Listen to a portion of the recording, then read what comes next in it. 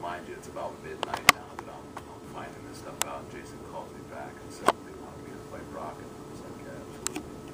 I said I'd love to have that opportunity. And I called Trevor, and it was at midnight, and Trevor Whitman, obviously the coach that I work with the most, and he was excited about it, and went woke my wife up, and she thought she was dreaming, so it was exciting, and yeah, I took that opportunity right away. And when I beat Brock, Kay beats Ben tonight. I know it's a fight that Kevin would like to see, and when people ask me who I want to fight next, so it'll be Kay, because I think he deservedly so deserves a shot. Shane, I would ask you, Brock, NFL foray. I mean, he came close to making, I think that Vikings wanted to put him on the practice squad, if I'm not mistaken. And I kind of equate that almost to Michael Jordan playing baseball. Some people thought he was a bust, but he batted 200 in AA and hadn't not played since he was 12 years old. Pretty impressive. Can you comment as an ex-football player what it takes for a guy that had never played football before to go into an NFL camp and come that close making it, what that may say about his athleticism? It says a lot, I was in the '98 draft. I was in the same draft class as Peyton Manning, and then all the scouts that come through, I was projected to be in the 5th round. I was played in the Senior Bowl, was in the Indianapolis Combine.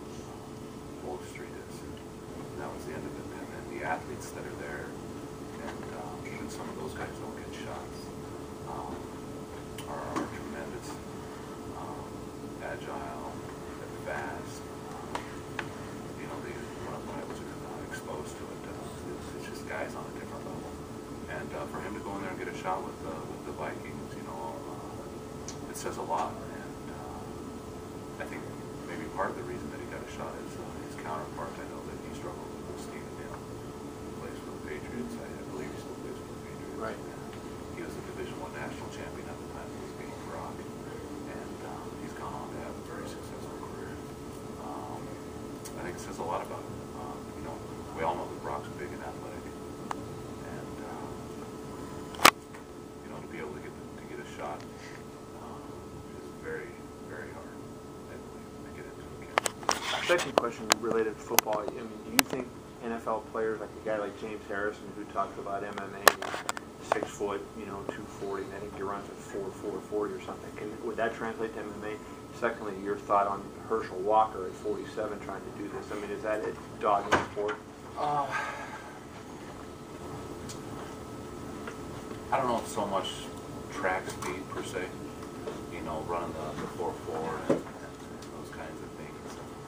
I would rather tend to go with a guy that was a wrestler out of college that had that background. I think as the money becomes higher in this sport, I think you're going to see some of those bigger guys probably show more interest. I know a lot of them show interest now. They all watch. Like we have friends that Brendan's my main training partner, and we have friends that are in the NFL, and all those guys are diehard fans of them. And I think as the money becomes a little bit better for those guys, I think you're going to see some of those guys start to transfer into this sport. I think you're always seeing the influx of wrestlers just because wrestlers don't have anything to want beyond this. So, did I answer your question? Yeah. Do you think it's good for the sport, bad for the sport that Herschel's doing this? Herschel Walker, I don't know what his background is. For him to go out there and be very as vocal as he is, it's like another Tito Ortiz or something to me. People they get their exposure because they talk a lot.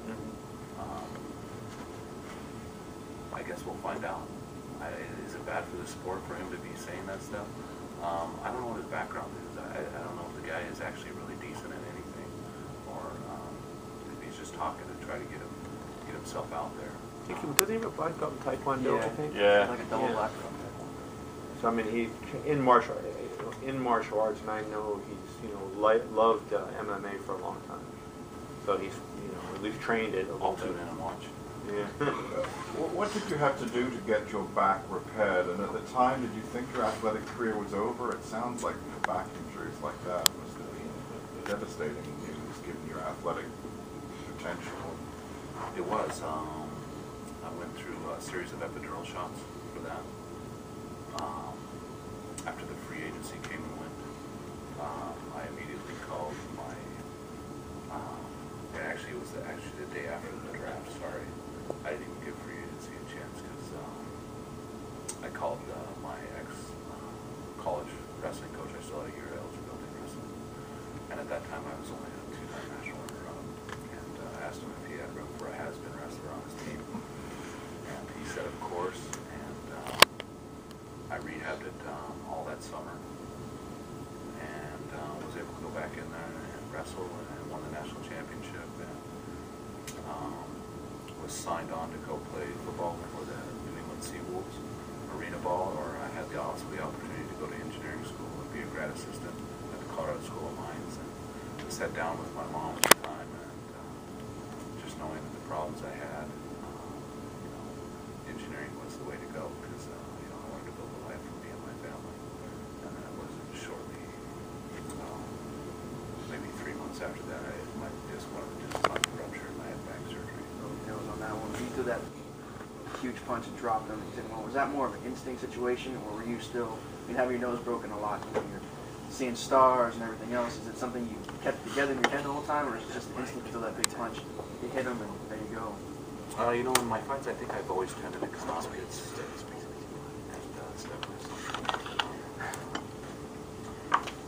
After Gabe rocked me those 2 times, I was able to relax. And almost settled you more when he actually hit you? Actually, I was told he hit me twice. I thought he hit me once.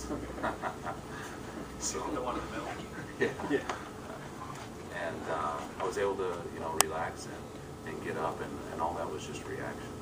It's just stuff I had worked on. And hopefully this fight I come out relaxed and able to do the things that I know I can do, in practice and in sparring and in training. I'm a much better fighter than I've shown. Mr. Carwin, do you have any action figure or video game prospects right now, and how do you feel about that? How does your son feel about that? I don't think I have any prospects out there like that right now. My son,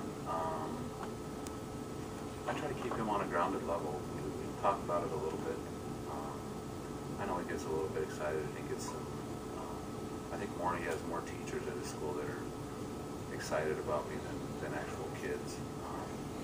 It's a real hard and gray area because some of these kids' parents don't want their kids watching MMA. And it's something that actually I'm trying to work on. I know Jason's contacted the UFC. I've been asked to go in and talk to kids in school about staying in school and getting good grades and the opportunities that life can present you. So it's something that I'd like to work with the UFC on, to be able to go into and talk to kids about developing their life first and taking care of things that they need to take care of, and being able to dream and believe in your dreams and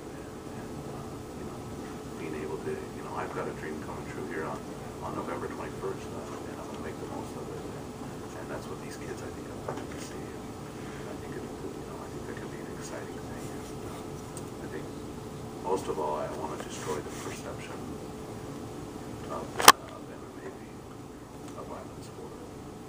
With violence? By knocking him out? Yeah, but it's trained. It's something that I think if people understood the game more,